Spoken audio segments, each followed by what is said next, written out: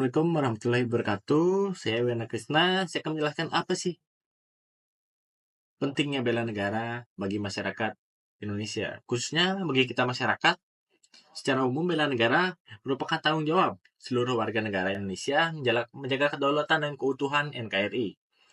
Sebagai warga negara yang baik, kita wajib memiliki kesadaran dan kesiapan untuk membela negara dari berbagai ancaman, baik secara militer maupun non-militer. Yang kedua, kita menjelaskan tentang definisi bela negara. Apa sih bela negara itu? Bela negara adalah suatu sikap dan tindakan warga negara yang dilantasi oleh kecintaan. Digaris bawahi kecintaan pada tanah air, di mana kesadaran berbangsa dan bernegara serta keyakinan pada Pancasila sebagai ideologi negara. Bela negara merupakan tanggung jawab dan kewajiban setiap warga negara Indonesia. Yang terdiri dari satu, mencintai tanah air dan bangsa Indonesia. Yang kedua, sifat rela berkorban demi kepentingan bangsa dan negara. Tiga, memiliki kemampuan awal bela negara seperti wawasan kebangsaan dan kesadaran bela negara itu sendiri. Sejarah bela negara. Mulai dari era kemerdekaan, konsep bela negara mengakar sejak era perjuangan kemerdekaan Indonesia ketika rakyat bersatu menentang penjajahan dengan semangat patriotisme, yaitu melawan penjajahan Belanda dan juga penjajahan Jepang dan penjajahan bangsa Eropa lainnya. Selanjutnya pada Orde Lama, yaitu pada zaman Insinyur Soekarno, bela negara ditekankan sebagai kewajiban warga negara dalam menjaga kedaulatan dan integritas bangsa Indonesia itu sendiri. Dan selanjutnya dalam Orde Baru, yaitu pada pemerintahan Dr. Insinyur Soeharto, bela negara menjadi komponen penting dalam kurikulum pendidikan dan program wajib latihan militer bagi beberapa masyarakat Indonesia. Selanjutnya komponen bela negara secara garis besar dikelompokkan menjadi 4, yaitu wawasan kebangsaan, keyakinan terhadap Pancasila, kesiapan bela negara, dan juga sifat rela berkorban.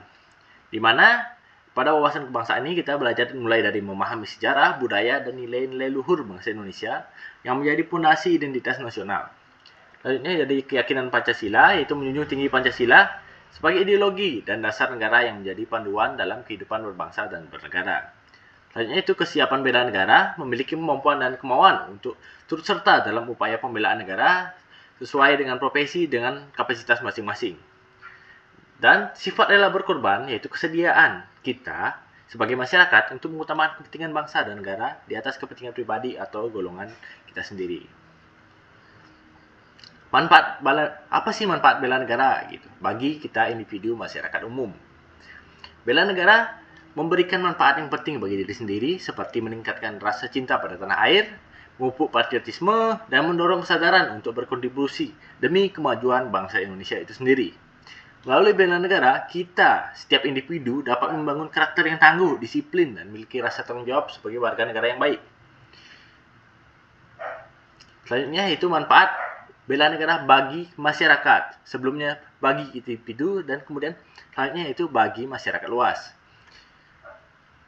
Bela negara juga membawa dampak positif bagi masyarakat, di mana setiap warga negara memiliki ketika setiap warga negara memiliki kesadaran dan kesiapan bela negara, akan tercipta solidaritas yang kuat di dalam masyarakat. Di mana dengan semangat bela negara, masyarakat akan lebih terpadu, saling membantu, bersinergi, menjaga stabilitas dan kemajuan bangsa. Hal ini penting untuk mempertahankan persatuan integritas Indonesia di tengah berbagai tantangan yang mengancam di era globalisasi ini. Dan itu peran masyarakat dalam bela negara.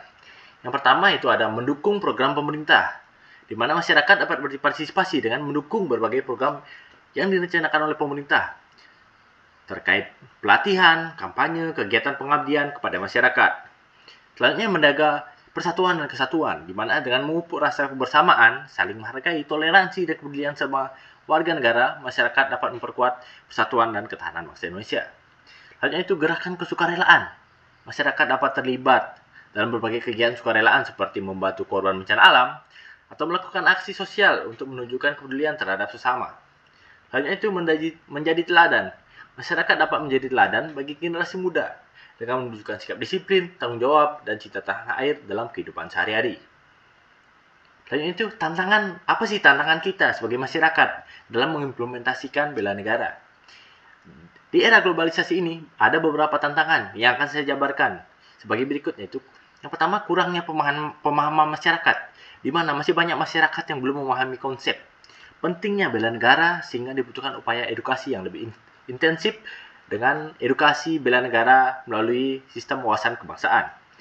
Selanjutnya, keterbatasan sumber daya. Selanjutnya itu ada kendala anggaran, fasilitas, dan tenaga pelatih. Menjadi tantangan dalam menjadikan program-program bela negara yang memadai bagi masyarakat, baik dari kalangan anak maupun kalangan dewasa. Selanjutnya, persepsi negatif terkait militerisme.